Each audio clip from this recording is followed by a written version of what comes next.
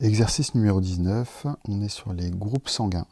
Groupes sanguins, je vous rappelle qu'on mélange deux notions qui sont la notion de codominance et la notion d'allèle multiple. Allèle multiple parce qu'on a l'allèle lié à la production de l'antigène A sur les hématies, l'allèle lié à la production de l'antigène B et un allèle récessif, en l'occurrence, qui est lié à la production d'aucun antigène. Et c'est une codominance parce qu'on voit ici qu'on peut avoir l'expression des deux en même temps, c'est-à-dire que sur vos hématies, sur vos globules rouges, vous aurez à la fois du A et du B. Alors, sachant qu'on a deux allèles à chaque fois, on voit bien qu'ici, A et B, on n'a pas le choix. Il faut un allèle A et un allèle B pour avoir un groupe AB. Au niveau du O, comme c'est récessif, on n'a pas le choix non plus. Il faudra avoir un allèle noté petit i parce qu'il est récessif. Donc petit i, II. Celui-là, ça serait du I pour isoagglutinogène, qui est la même chose que l'antigène. Du B. Et par contre, pour les groupes A et B, on sait que le B n'est pas présent si on est du groupe A, parce qu'il serait codominant, on le verrait.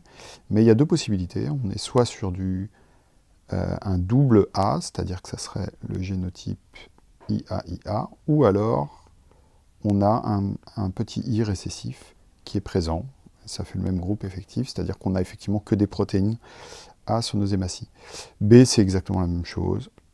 On est soit les deux, on est homozygote, on n'a que des IB, soit on est hétérozygote et on peut avoir un allèle récessif à côté qui n'empêchera pas d'être du groupe B. Voilà.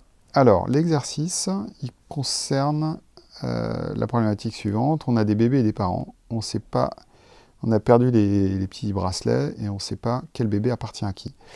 Alors, on peut faire des échiquiers de punettes pour chaque parent pour voir les génotypes possibles et essayer de retrouver les liens entre les parents et les bébés. C'est parti. Alors, on fait pour le petit A, on va faire un échiquier de punettes entre les parents. Alors, on ne sait pas qui est le père et la mère, mais peu importe, on n'est pas sur des chromosomes sexuels. Du O, ça serait II, et du AB, ça serait IA, IB. Ok. Donc, en termes de génotype, ici, ça serait du IA petit IA petit i. J'aurais pu ne faire qu'une seule colonne. IB, pardon, B petit i, IB petit i. J'aurais pu ne faire qu'une seule colonne ici, puisque de toute façon, c'est deux fois la même colonne, vu que du groupe O, il donne deux fois le même allèle. Donc, on voit qu'on aurait... ça peut être du groupe A, ça peut être du groupe B. Ok. Et on n'a que le phénotype ici, on n'a pas le génotype, donc on ne peut pas aller plus précis que ça. Ok. Donc petit a, on sait que pourrait donner pourrait donner du groupe A ou du groupe B. Ok, deuxième cas de figure, petit b, quel est notre échiquier de punettes dans ce cas de figure? Groupe B, on est sur du AB et sur du B. Alors du AB, c'est du A, c'est un IA et un IB. Pour un groupe B, là on a une ambiguïté. Un groupe B, on sait qu'on va avoir, il faudrait mieux d'ailleurs que je les écrive en utilisant la bonne notation, IA et IB. Groupe B, on sait qu'on a un IB, mais ici, ça peut être, il y a deux solutions. On peut être soit sur du IB, ou bien sur du petit i. Les deux sont possibles pour un groupe B. Et qu'est-ce que ça donnerait? Alors, ici, on peut avoir, je vais mettre directement dans les cases le groupe correspondant. Si on prend la première case, IA-IB, ça nous fait un groupe AB. IB-IB, ça nous fera un groupe B.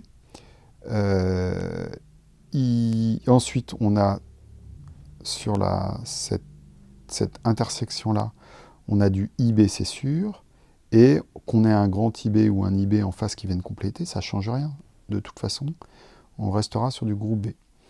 Et ici, si on prend le A, là par contre, ça fait une différence, parce que soit on va aller mettre ce IA avec un IB et on aura du groupe AB, ou alors on va avoir du IA avec du I et on aura un groupe A. Donc ça veut dire qu'ici, on peut avoir à la fois du AB ou du A. Ok, ça c'est pour les parents petit b. Les parents petit c, qu'est-ce qu'on va avoir? Alors les parents petit c, c'est vidu. Il n'y a pas 36 cases à faire, c'est du O et du O. Donc du O, ça veut dire que c'est uniquement de l'allèle petit i des deux côtés. Donc on n'aura que des II, du O et du O, ça va donner que du groupe O. Ça, c'est réglé. On peut même tout de suite relier notre O avec... c'est le seul bébé qu'ils peuvent avoir dans cela, c'est le numéro 2. Donc on est certain de ce lien-là. Et le petit D, on va avoir un groupe O et un groupe A. On fait notre petit échiquier. Groupe O et groupe A. Lubin, s'il te plaît. Groupe O et groupe A, désolé, il y a un peu de raffut autour. Groupe O, c'est du I et petit i, mais je vais faire qu'une seule colonne. Et groupe B, et groupe A, pardon, en face, IA et petit i. Donc ça veut dire qu'on peut avoir soit un IA et petit i, c'est du groupe A, et les deux petits i, ça serait du groupe O. Donc ça veut dire qu'on a ces deux possibilités-là en termes de génotype pour de phénotype pour les bébés.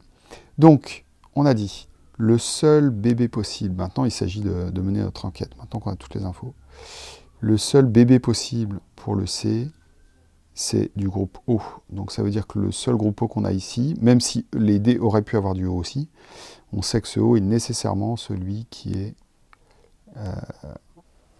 appartient aux parents qui sont O tous les deux. D'accord. Ensuite, qu'est-ce qu'on a? On a, donc, du coup, ça élimine le D. On sait que c'est pas un bébé O, en l'occurrence, qu'ils ont eu, puisqu'il est, entre guillemets, déjà pris. Donc, ça va être un A. Et il se trouve que le A, on n'en a qu'un seul. Donc, c'est celui-là qui appartient à celui-là. Ensuite, qu'est-ce qu'on va avoir? On a une famille, des parents, le KA ici, qui peut produire du A ou du B, mais qui ne peut pas produire de AB, alors que ici on peut produire du AB. Donc ça veut dire que c'est notre bébé, le bébé AB, si j'ai envie de dire. Le bébé AB ne peut arriver que de ce cas de figure. Et on va retrouver du coup notre dernière correspondance possible. Ça serait celle-là.